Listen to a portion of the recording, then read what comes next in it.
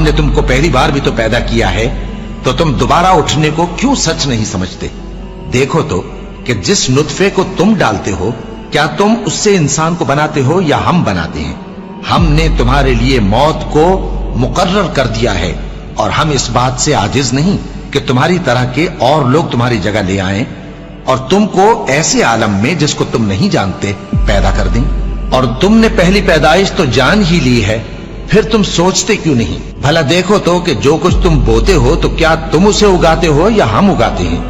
اگر ہم چاہیں تو اسے چورا چورا کر دیں، سو تم باتیں بناتے رہ جاؤ کہ ہائے ہم تو تاوان میں پھنس گئے، بلکہ ہم بے نصیب رہ گئے۔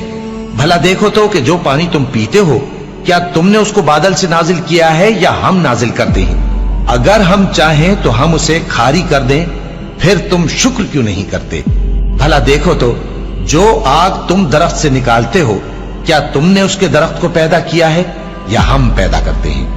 ہم نے اسے یاد دلانے اور مسافروں کے برتنے کو بنایا ہے، تو اے پیغمبر صلی اللہ علیہ وآلہ وسلم، تم اپنے پروردگار عظیم کے نام کی تسبیح کرو، سو ہمیں تاروں کی منزلوں کی قسم، اور اگر تم سمجھو تو یہ بڑی قسم ہے کہ یہ بڑے رتبے کا قرآن ہے جو کتاب محفوظ میں لکھا ہوا ہے۔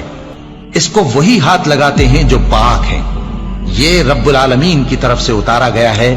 کیا تم اس کلام کے ماننے میں دیر کرتے ہو اور اپنا وظیفہ یہ بناتے ہو کہ اسے جھٹلاتے رہتے ہو؟ پھر جب جان گلے تک آ پہنچتی ہے اور تم اس وقت کی حالت کو دیکھا کرتے ہو، اور ہم اس مرنے والے کے تم سے بھی زیادہ نزدیک ہوتے ہیں، لیکن تم کو نظر نہیں آتے۔ بس اگر تم کسی کے بس میں نہیں ہو تو اگر سچے ہو تو تم جان کو لوٹا کیوں نہیں لیتے؟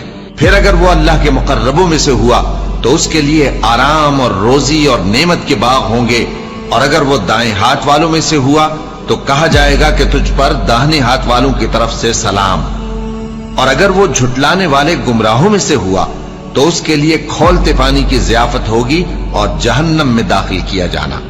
یہ بات واقعی یقینی ہے، تو اے نبی صلی اللہ علیہ وآلہ وسلم، تم اپنے پروردگار عظیم کے نام کی تسبیح کرتے رہو۔